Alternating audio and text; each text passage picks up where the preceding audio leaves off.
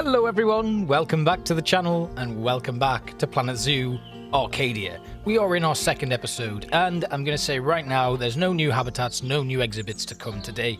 We have finally researched our train station. So you will see we've already made a few adjustments here and I've put in the basic foundations of what we're going to be building today, which is just going to be the main train station and the queue.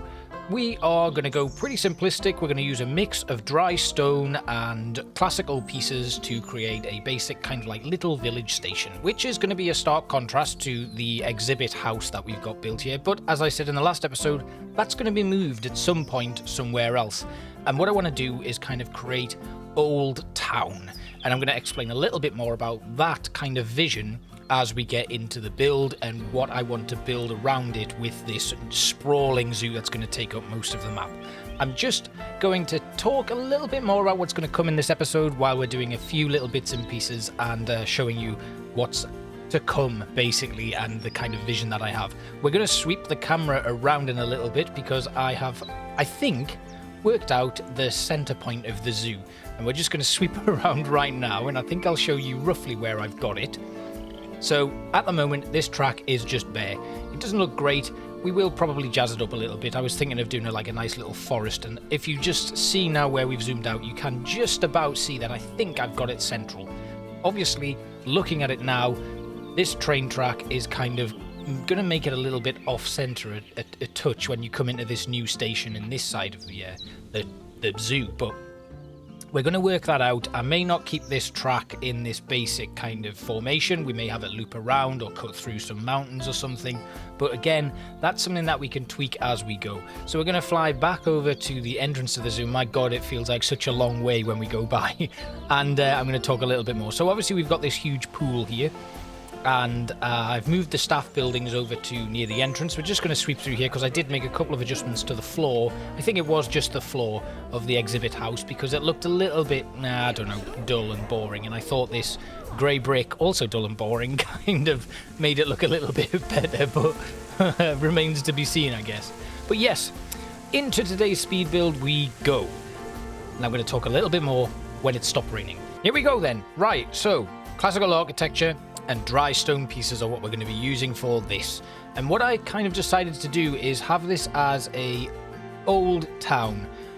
Looking back in the UK, there's a history of old towns being repurposed and people moved out, whether that's for reservoirs or mainly for military testing purposes. So these old English towns that had small populations, the entire population would be evacuated, usually under the premise that they'd be able to come back to these towns, and they were never able to return because the military kind of kept a hold of those things and still use them for testing to this day.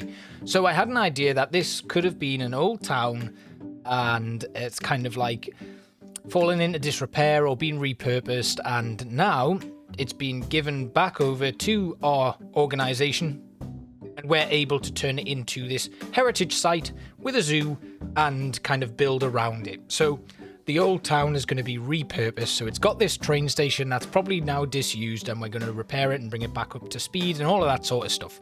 And the way I want to do it is by using this mixture of classical architecture and modern kind of windows and different pieces that give it that little bit of a modern touch, bringing it like into the new millennium or what have you.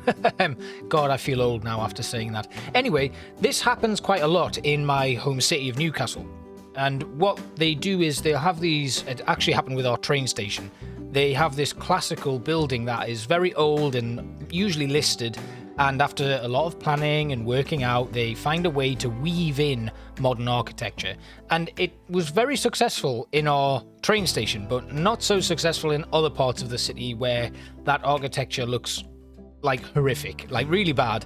But the station in particular, if you do come to Newcastle, you'll kind of see that and see how impressive it is.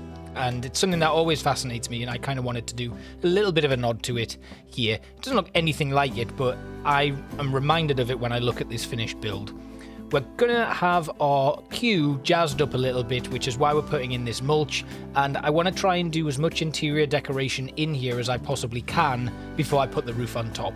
Now, I did say I was going to be using separate pieces for the roof, and I've still done that, so you will see that floating up in the sky at some point. That has been kind of designed but not brought down because I didn't put a lot of work into the roof because it was a very minimal part of this build. We're framing all of the mulch with some nice classical pieces. I think these are just the limestone slabs from the European pack, so it's not actually classical, it's the European pack, but I think the two go hand in hand and work really well together, which is why I'm quite happy to use the mix of concrete and limestone and the European stuff. And these frame like vegetation patches really well because they have an interesting shape at the bottom, which you can just about see. It looks like a little trim, and it has that nice little texture and that nice three-dimensional effect to it, which is really nice. It doesn't look like just one flat piece. It's got this really almost ornate look to it. And we put all of this in throughout to frame these like little hedgerows or whatever that we're putting in. We're not going to be going over the top with the planting in here. We're just going to be putting in cowberry bushes, I think it was, and then we're putting in some flags and bunting and stuff just to really dress the place up. It's pretty boring bunting. I've not really messed around with the colours or anything. And then we put in a couple of the shields from the European pack. Again, we'll probably change the colours of these at some point just so that there's a little bit of a differential between them all, but you can see what we're starting to go with here. I also added in a little bit of the plaster texture underneath, so it looked like some of the wall had kind of crumbled away, just to put some of those decals in and make use of them, because these buildings can look great when they're just these flat colours, but you can really add that extra bit of flair to them by putting in some little bits and pieces and making a building look a little bit worn and in need of a little bit of repair, although it's not too much of an issue, is it? If you've got a little bit of crumble going on there. It just makes it kind of look like there's something behind this rock work or whatever that we've got in place. So a little bit more about this old town kind of idea while we're building away here. I really like the idea of having this place be this central location that used to be an old village of some description. And it means that we can put in these nice little cobblestone streets right in the middle when people get off the train. We can put in a few exhibits and a few little cafes, maybe even a restaurant, and build a nice big plaza. And that will kind of be the focal point of the zoo. And then people will be able to take the little metro and go all the way around one part of the zoo, getting off and then walking to the furthest reaches of the zoo, or taking some other form of transport. Like if we get to the Africa area, they can take the safari car and drive around a large exhibit, or they can get to the wetlands area and have a boat ride, a little boat tour all the way around the wetlands exhibits, little bits and pieces like that. So we're kind of going with this idea that we're almost creating a city that happens to have animals all over it. And I am going to try and put every single animal available in the game in this zoo. And that is going to be a huge challenge, and why this is going to be such a huge project, and also why I want to make it my only project. So as you can see, we're putting in these cowberry bushes just to finish off the trim, and it looks really nice. I added an extra little bit of roof work on there. As you can see, the limestone pillars are there, and there's a nice big limestone window right at the top, just to finish that off and let in a lot more natural light, because this queue, you know, people are going to be in here for quite a while.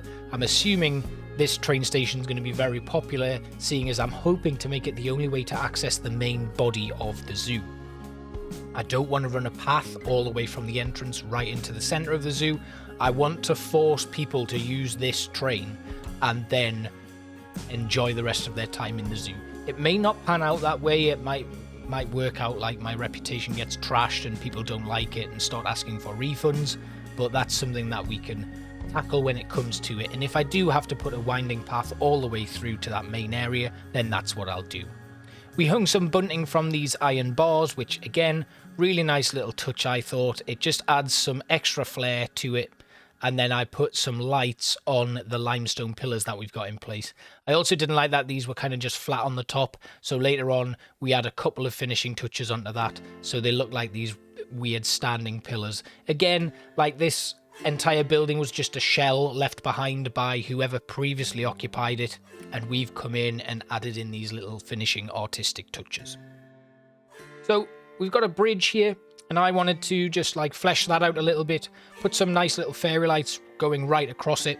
I wanted to leave this uncovered, and it does snow a bit later on in the video and we get a bit of rain here, so that might be to our detriment, but at least we can sell a few more umbrellas, I guess, and I'll maybe put some patio heaters and stuff hidden in here somewhere so that the guests can remain warm when they're coming onto this bridge or off it to leave the zoo. Again, the fairy lights, really nice.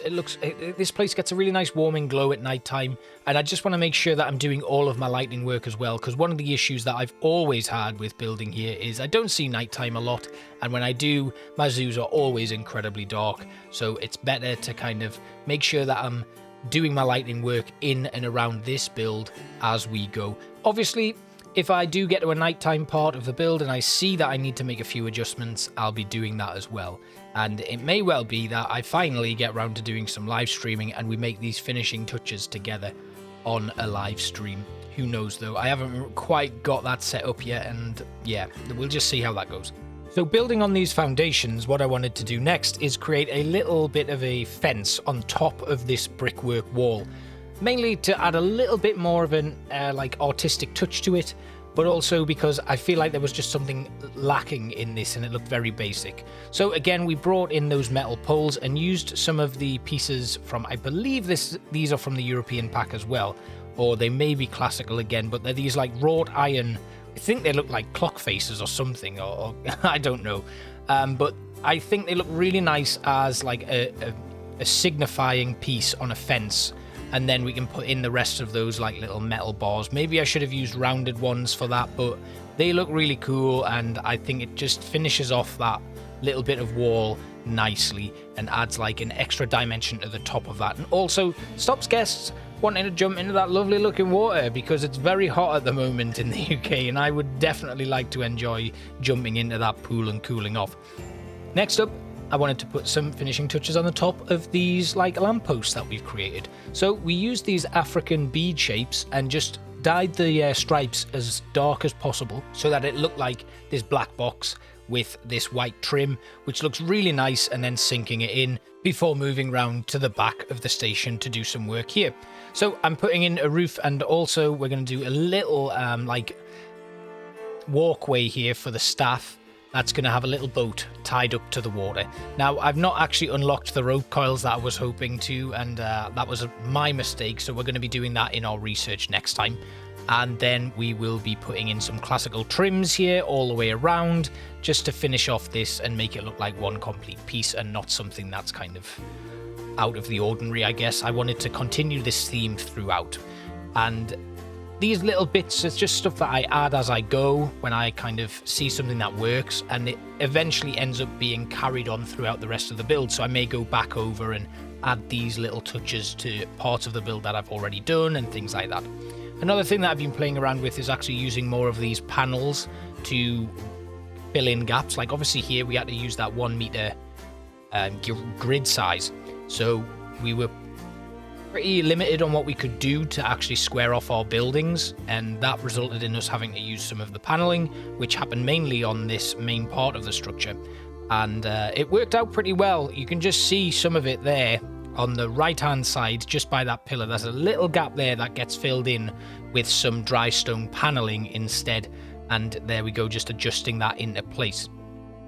Next up, we need to make this look like less of a, I don't know, flat structure.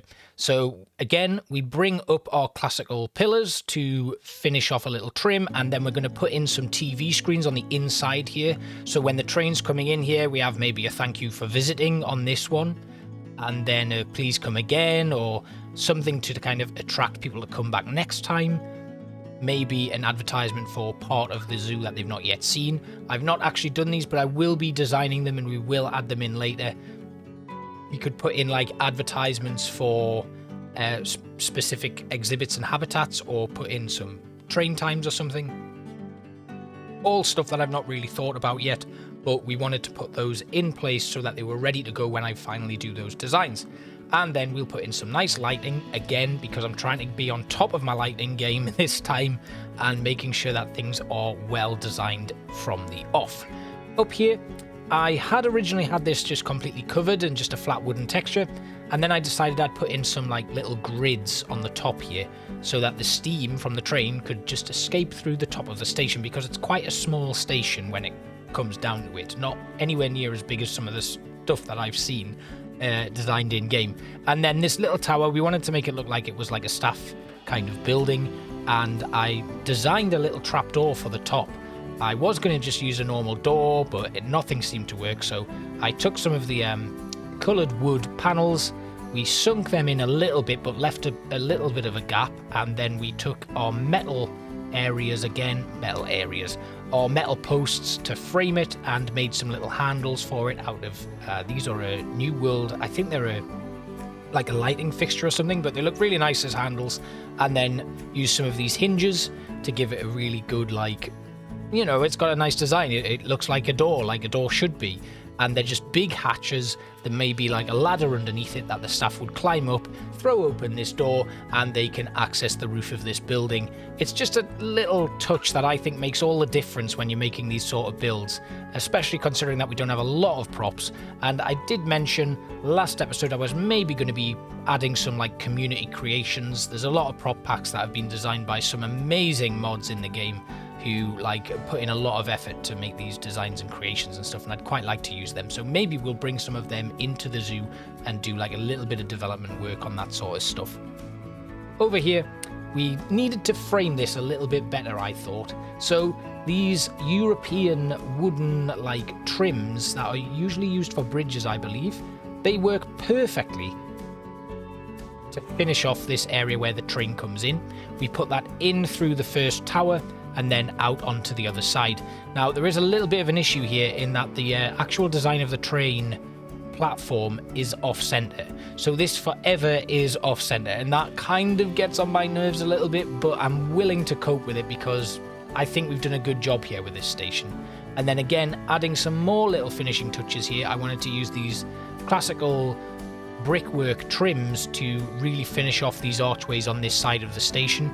We fit all of them into place and then put a little trim around the bottom of them just to really give it that additional bit of flair and decoration and make it look like it's more than just this flat structure.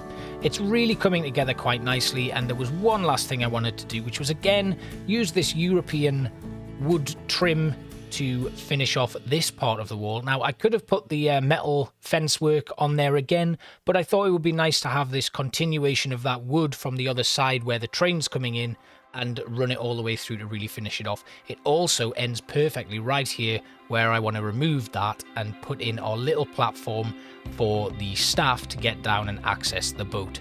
And we made a little step to go down onto this jetty where we will then tie up our little boat. And I didn't use the gondola. I ended up going for the one from the East Asia pack because I just think it looks a little bit better as the kind of design that I'm going for here. Even though I'm using a lot of European architecture and stuff, I just thought that one worked a lot better. Put in our limestone pillars and just made some adjustments to that. We put on these Arctic lampposts just to finish it off, give it a little bit of light. The yellow is warming and nice, but I think it could do with a little bit of work, so I may actually adjust the colours of this one.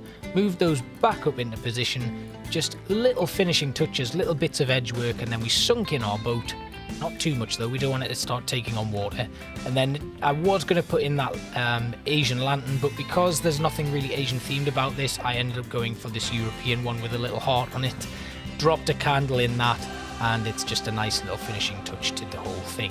Obviously, we could put in a few boxes and storage crates and everything just to kind of litter this a little bit. And those little hooks that I put, I want to eventually run a rope along there. In here, it's important that you are keeping your guests educated while they are queuing up. So we're throwing in a load of conservation boards here, and we'll just fill those out with the various conservation items that we can have. We could even once again put in some custom billboards on these and advertise some of the other exhibits and animals that we've got going on here. But again, just flipping around, putting in various ones here. There's no particular order to these. and we are ready for our showcase. I really hope you've enjoyed this one. I had a lot of fun making this, actually. It was nice to just build something again, and yeah, I'm really quite happy with the finished product. Obviously, there's a lot more we can do to this, and once I'm unlocking more and more stuff, I will probably go back, and I do promise this time, I've said it a load of times in previous episodes, we will be doing like tour-based episodes where we show off all of the other little bits and pieces that we've done, or any little development work that I have done, because I think one of the reasons why I've been getting so kind of downtrodden about it is it started to feel like a chore. I feel like I've had to grind out these kind of episodes to show progress in the zoo, but actually what I could do is go back and redesign a few areas. You can see the snow coming in here now, and something that was kind of missing from Northlands eventually was snow, which for a snow and wintry based zoo is a little bit frustrating, and now here I've got it when I don't bloody want it. Showing off a little bit more of the exhibit hut, but it's looking really cool, and I'm really quite pleased with it. Obviously just ignore the feet clipping through the floor, guys, we'll leave that. And we'll just finish off with a few last minute bits and pieces to show off this finished build. So we have two completely contrasting buildings to finish off, but we're looking to further develop everything, and I'm really excited for the next episode. So I hope you enjoyed watching. Thank you again, and I will see you next time. Goodbye.